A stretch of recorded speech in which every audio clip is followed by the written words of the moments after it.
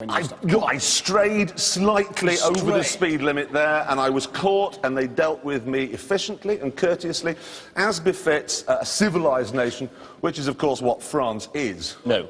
France is a country you have to drive through to get to Italy. That's all it's for. All right? He's not going to like it. Look, the fact of the matter is, they've got better cheese, they've got better wine, they've got better... They haven't got better cheese. They are a bunch of treacherous, lamb-burning, Yorkshire peasants.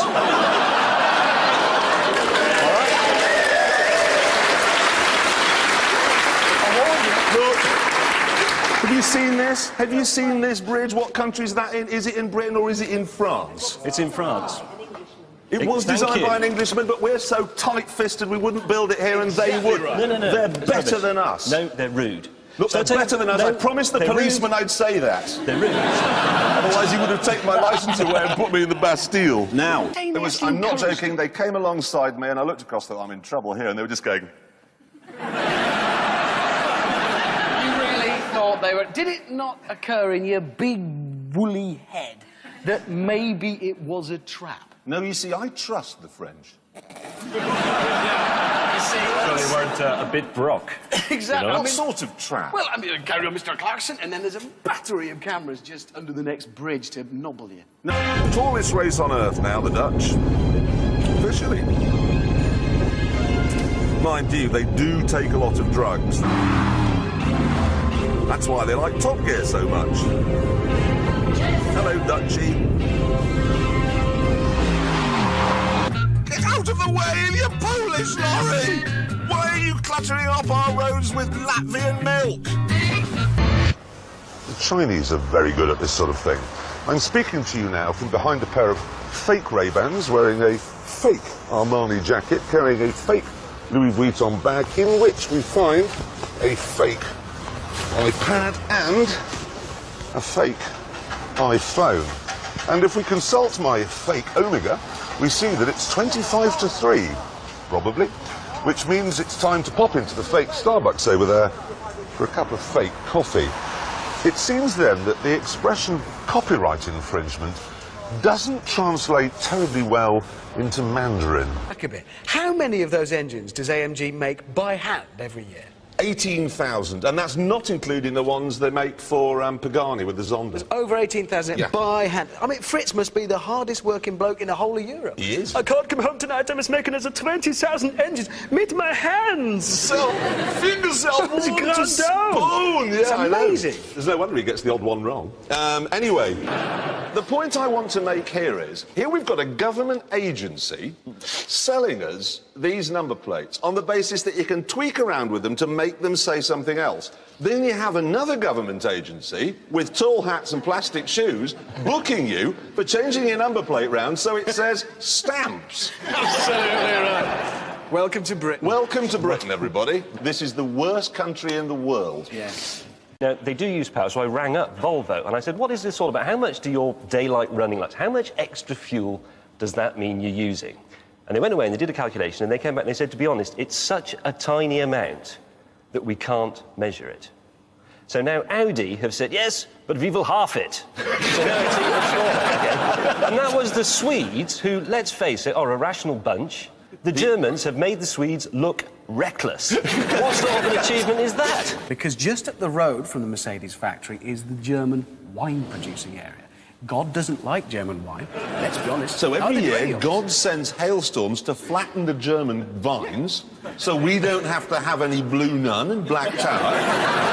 And now Mercedes has gone along. We've got rid of the clouds. More German wine, I'm afraid, ladies and gentlemen. It's terrifying. It's bad news. No, but I just wondered, why don't they just, for example, build a shed?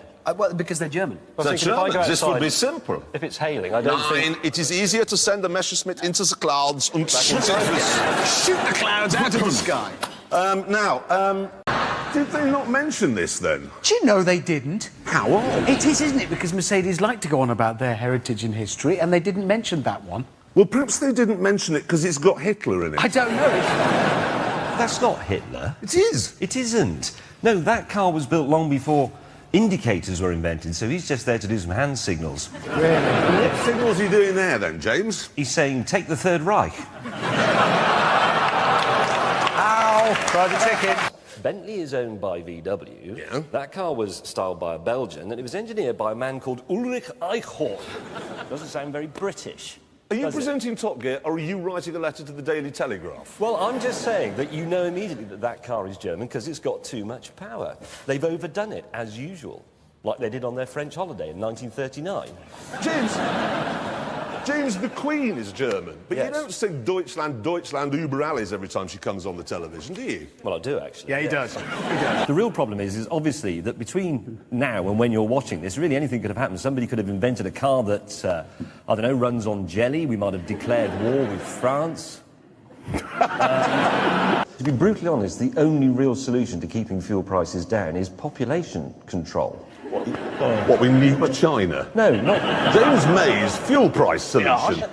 not kill people. Well, fair enough. Think about it. How many people are there in France? In France, it's Yeah. about the same as here, 60 about million. 60 million. We don't need all of them, surely. Do you know what's happened here?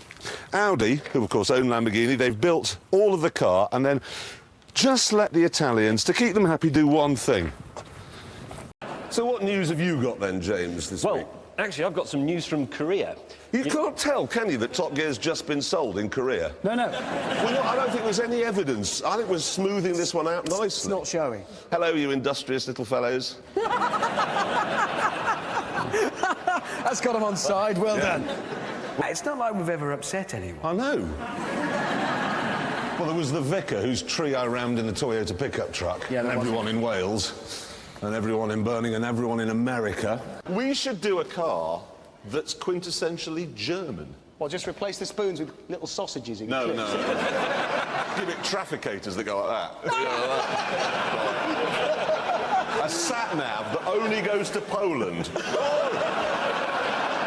Und ein Fanbelzer will last for 1,000 years. They're just shooting at me because my car's Japanese. It's racism. Now this is a half French, half Italian car. That's a worry. You see, when the French and the Italians come together to do cooking, that's great. When they come together to make a car, run.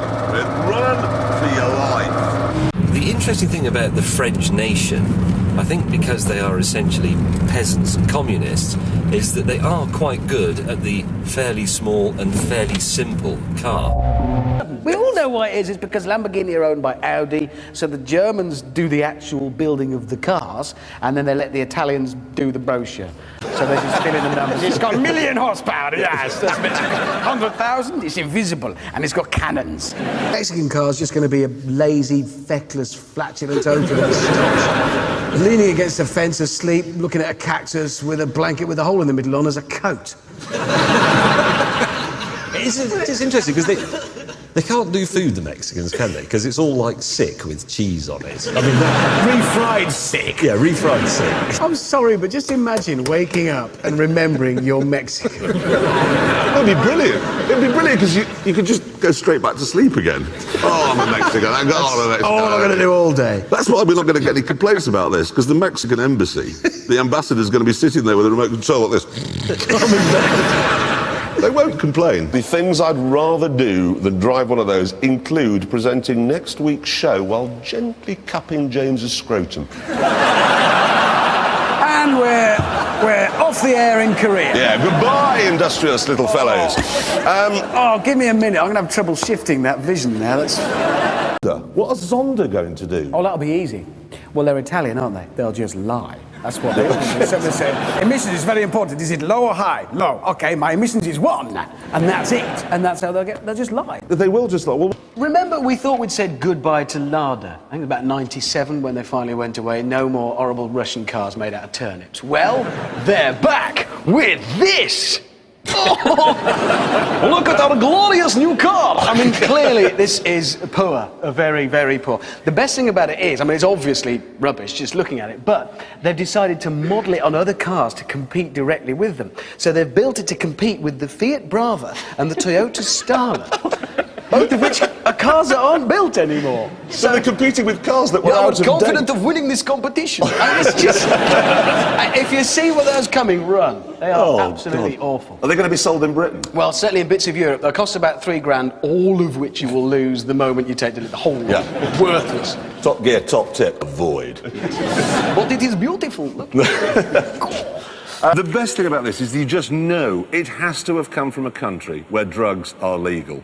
It could only have been the Dutch. You can see them now sitting around one night all listening to Bob Marley and somebody just, yeah, these cars, too many wheels, let's lose one.